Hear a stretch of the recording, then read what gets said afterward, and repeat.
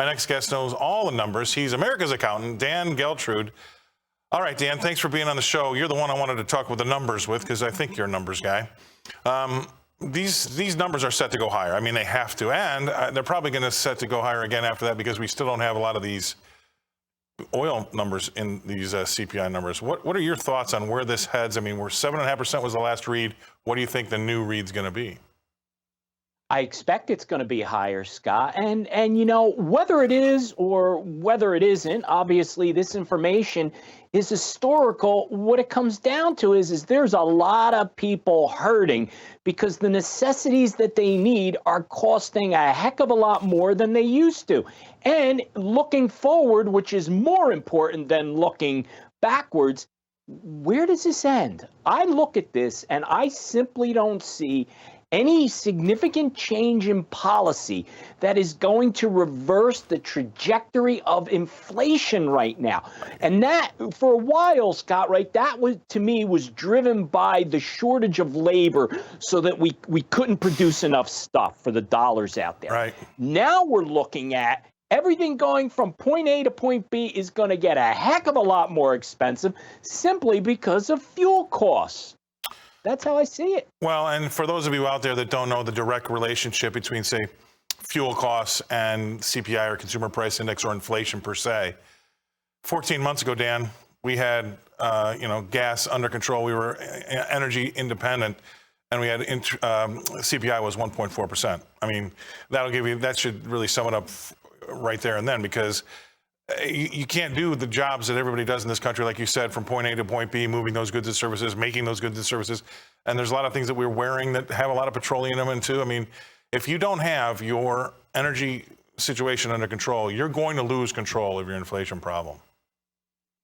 You know what I simply don't understand, Scott? And to me, this is common sense. The world has an appetite for energy, for oil specifically. Now, that hasn't changed from where we are today to where we were a couple of years ago, right? We're still consuming energy. That oil has to be drilled and produced from someplace, whether it's in the United States, whether it's in Russia, whether it's in the Middle East somewhere.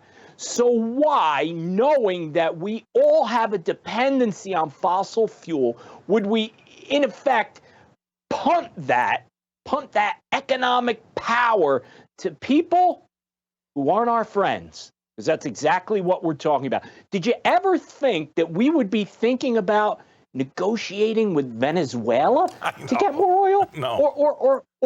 Or Iran? Could that be possible? But that's where we are because we've decided that we do not want to be energy independent, and it's devastating for our economy. Right, and I thought, in my geography class, that we all were living on the same planet and breathed the same air and drank the same water, and apparently not, because it's okay for Russia to pump, but it's not okay for us to pump. And then so by giving away the power of that economic tool, we also lose that independence, and that really sends us all into this tailspin where we're not in control of anything. And lastly, I'll say this, it's a noble idea to move us all over to, say, green energy, right? Wind and solar. I get it. Everybody wants a cleaner earth. And we're doing a pretty darn good job without any government intervention in that way anyway. But when you push us over there too early, that should be an easy sale. We should all be able to look at it and go, you know what? That's a great idea. I'm going to do that. But we're not knocking down the doors to the electric vehicle companies. We're not knocking down the doors for the people that are making all the windmills. We're not knocking down the doors for the people that are making all the solar panels to try to buy as much as we can. Because right now it's still a virtue signal rather than trying to save the planet. Well, it's trying to save the planet, but the sale is not being made to the average consumer to make the decision without being forced there. And when you're forced there, all it does is spike up the stuff you want, which is fossil fuel, and nobody buys the stuff they're trying to put you at. Well, we're seeing this play out in real time, Scott. I mean, look at the box that Europe has put themselves in.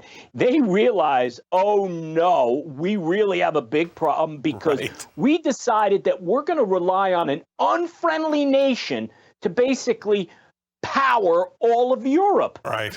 That doesn't work. That's crazy. So now what they're looking at is maybe we need to go with nuclear energy. Yeah, there we go.